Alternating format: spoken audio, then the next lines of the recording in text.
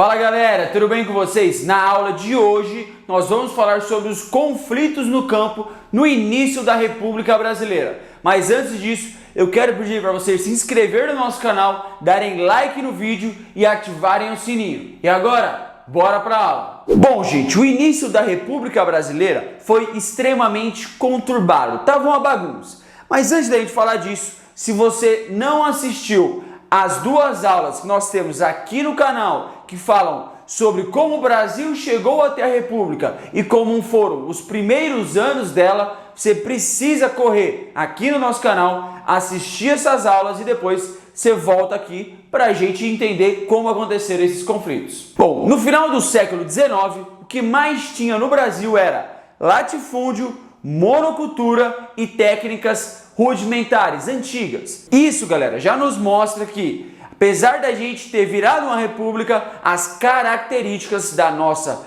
sociedade, principalmente econômica e social, ainda eram do período colonial.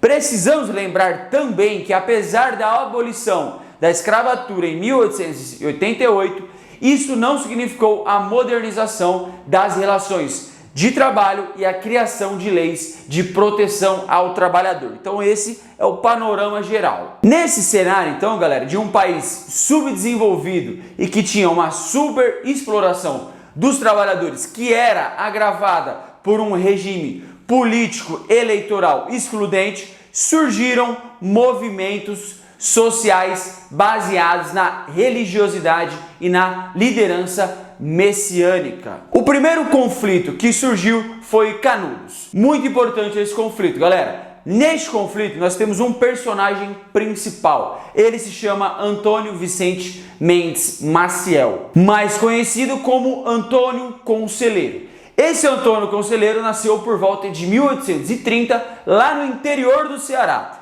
E por volta de 1871 iniciou suas peregrinações pelo interior de Sergipe, Pernambuco e Bahia. E nessas andanças que ele fazia, ele pregava mensagens religiosas e aconselhava alguns sertanejos. Lembrando que sertanejos são aqueles trabalhadores que trabalhavam no sertão. Além disso, o Antônio, o Toninho para os mais íntimos, cresceu como um líder comunitário. Isso aconteceu porque o tal do conselheiro buscava organizar os sertanejos para realizar obras estruturais para a região onde eles moravam, como construção de igrejas, de casas, de açude e também de colheitas agrícolas. Em 1893, Antônio Conselheiro fundou um povoado comunitário na antiga fazenda chamada Canudos. Então, galera, prestem atenção aí, ó. A origem do nome vem de uma fazenda, certo? Essa fazenda ficava localizada às margens do rio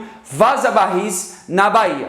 Na fazenda Canudos existiam relações comerciais com vilas e chegou até reunir entre 20 e 30 mil moradores. Existe um problema aí, galera. Essa movimentação política e religiosa do tal do Antônio Conselheiro começou a incomodar membros da igreja e grandes fazendeiros da região.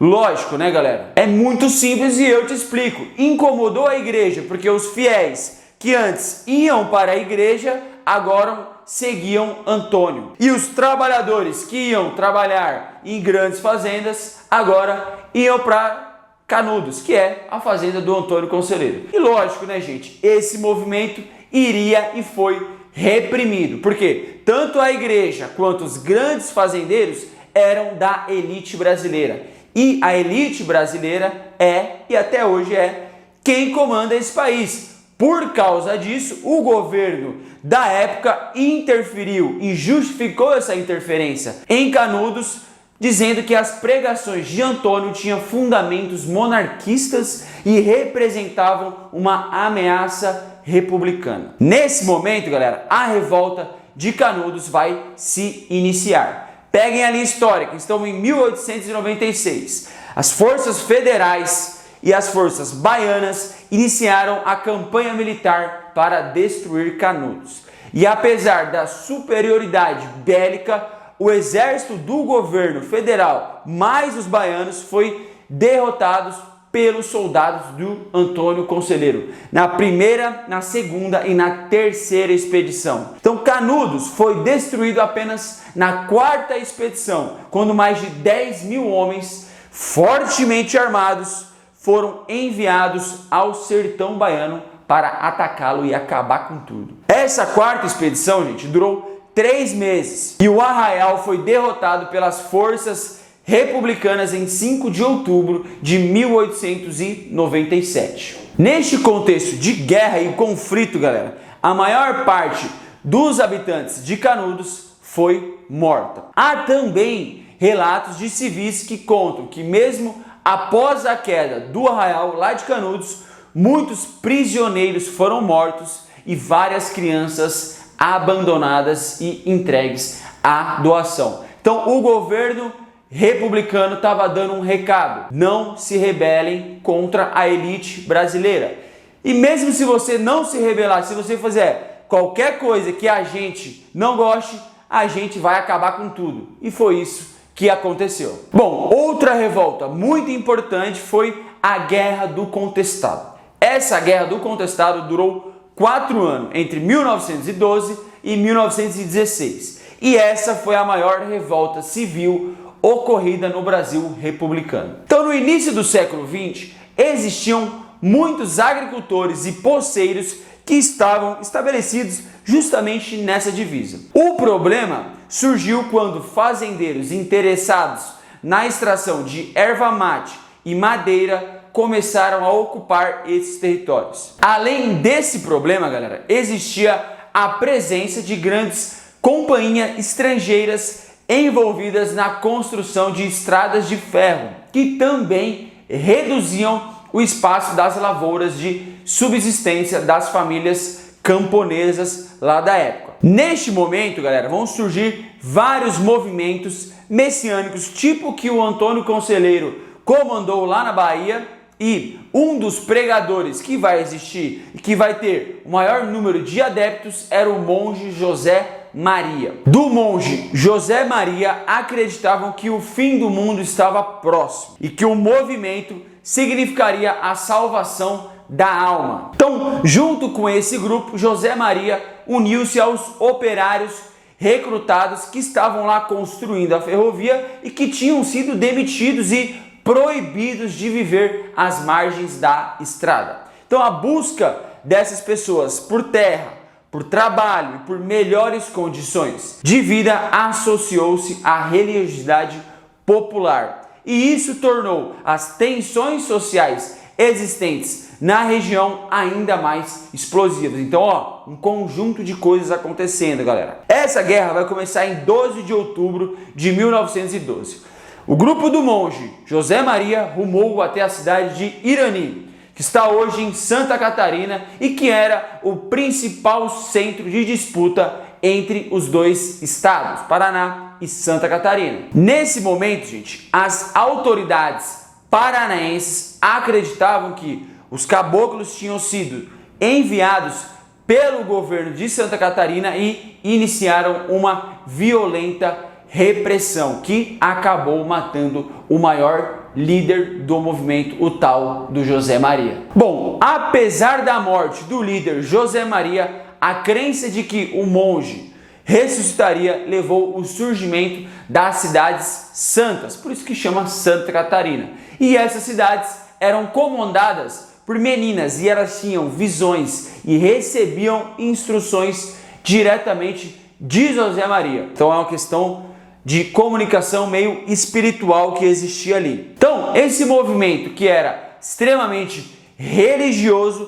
tornou-se cada vez mais político com o tempo. Então, as principais reivindicações deles, galera, presta atenção agora, era os direitos à terra, ao trabalho e à liberdade religiosa. Então, são principais 3 reivindicações. Naquele momento, gente, estimava-se que o exército tinha enviado cerca de 2/3 do seu efetivo para a região e equipado as tropas com canhões e armas extremamente modernas. E essa revolta foi tão importante, gerou tanto conflito que foram até utilizados aviões com fins bélicos, certo? Em 1915, o cerco do exército ao movimento aumentou e a violência do exército, a falta de alimentos e as doenças enfraqueceram os rebeldes de Santa Catarina e isso provocou o fim do conflito em 1916. Esse conflito, gente, deixou mais de 20 mil mortos e quem morreu mais nesse conflito foram os caboclos pobres. A gente falou do messianismo, mas também houveram outras expressões das tensões sociais no campo e isso aconteceu especialmente no sertão nordestino. O movimento que aconteceu lá foi o cangaço, um movimento extremamente importante. Esse nome foi dado à ação de bandos armados e esse grupo atuou no sertão nordestino entre 1870 e 1940.